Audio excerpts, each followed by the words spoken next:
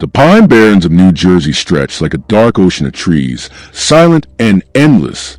To outsiders, they are nothing more than a wilderness, but to those who grew up nearby, the Barrens are home to something ancient, something cursed. They call it the Jersey Devil. The tale begins in 1735 with a woman named Mother Leeds. Poor, exhausted, and already mother to 12 children, she discovered she was pregnant again. In her rage and despair, she cursed the child in her womb. "Let this one be the devil," she whispered. That night, when the baby was born, the midwives screamed. The infant twisted and grew before their eyes. Its skin turned leathery. Wings sprouted from its back, and a long serpent's tail whipped across the room. With a screech, the creature flew up the chimney and into the woods. For centuries since, the Pine Barrens have carried that curse. Farmers have reported missing livestock, their throats torn open as if by something unnatural. Hunters have claimed to see a creature with glowing red eyes dart between the trees. Even police officers have filed official reports describing a winged beast with hooves that left tracks in the snow. In 1909, a wave of sightings gripped New Jersey. Newspapers printed story after story of a winged monster attacking trolleys, terrifying entire towns, and even battling dogs in broad daylight. Schools closed, businesses locked their doors, and fear spread faster than any fire. Yet, despite thousands of witnesses, no one has ever captured the beast. Some say the Jersey Devil is nothing more than folklore, an invention to explain away fear in the woods. But others swear that if you stand in the Barrens on a moonless night, you'll hear wings beating in the darkness.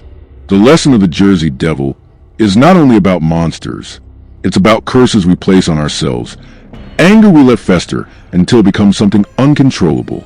Mother Leeds' words gave birth to terror, and perhaps our own bitterness can do the same. Be careful what you unleash into the world, for it may return to haunt you. But the Jersey Devil is not the only spirit America has inherited from its past. Travel north to Massachusetts, and the ground itself is soaked in fear. Salem, a town synonymous with witches, hysteria, and death. In 1692, paranoia consumed the community. Neighbors accused one another of witchcraft. The courts demanded confessions. In the end, 20 innocent people were executed, hanged upon Gallows Hill, their cries echoing into history. 3 centuries have passed, yet Salem has never escaped its ghosts. Visitors speak of seeing shadowy figures near the old execution site. Some describe women in colonial clothing drifting silently through the cemeteries, their faces pale, their mouths frozen in silent screams. In the witch house, once home to Judge Jonathan Corwin, the man who sent many to their deaths, guests report hearing footsteps pacing at night, doors creaking open by unseen hands. Candles are blown out by a breath that no one can feel. Even modern skeptics find themselves uneasy in Salem, as if the air itself remembers injustice. But beyond the hauntings, Salem tells a story about fear. It is a warning of what happens when communities allow hysteria to replace reason, when suspicion turns into hatred. Those who were accused of witchcraft were simply outsiders, different in some way. And in our own time, we must ask, do we repeat the mistakes of Salem? Do we allow fear to blind us? The ghosts of Salem whisper, not only of the past, but of the present. Their lesson is clear. Hysteria kills, and truth suffers when fear rules. From Massachusetts, we travel to West Virginia, where the forests hide another legend. In 1966, 2 couples drove down a lonely road near Point Pleasant. In the headlights, they saw something they could not explain. A creature taller than a man, with massive wings and eyes that glowed red like burning coals. It chased their car, swooping low, keeping pace at impossible speed. This was the first of many sightings of the Mothman. Over the next year, more and more residents reported the same figure, perched on rooftops, flying over fields, lurking near the abandoned TNT factory. But the story turned from eerie to tragic on December 15, 1967. That evening, the Silver Bridge, which connected Point Pleasant to Ohio, collapsed during rush hour. 46 people died. In the aftermath, locals began to whisper that the Mothman was not just a monster.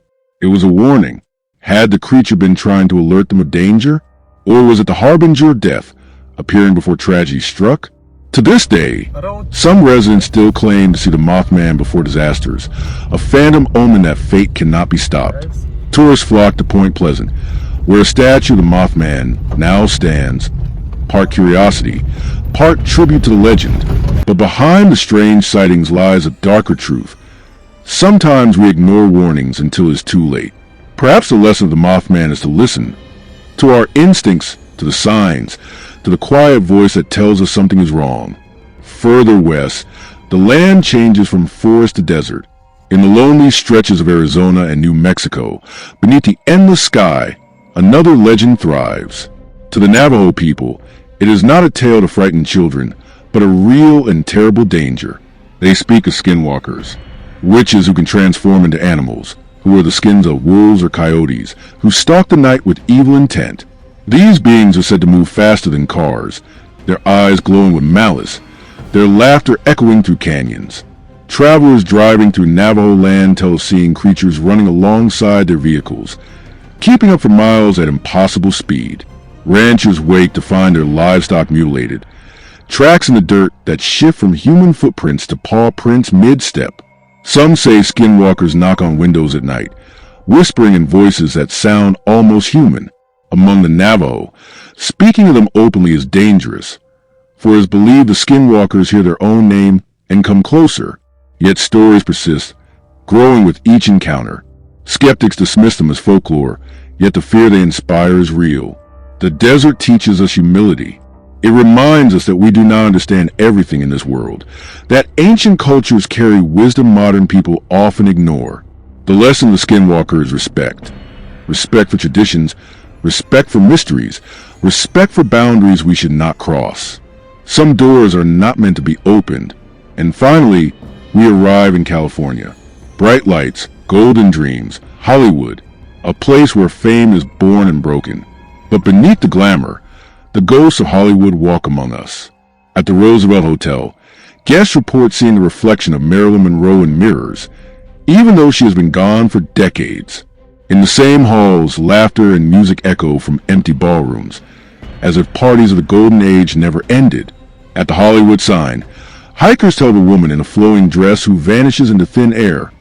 The spirit of Peg Entwistle, an actress who leapt to her death there in 1932. In Griffith Park, cursed since its founding, countless visitors feel watched, their skin prickling as unseen eyes follow them through the trees. Studios themselves are not immune. Workers report footsteps on empty sound stages, whispers in the rafters, strange malfunctions when cameras roll in certain rooms. Fame,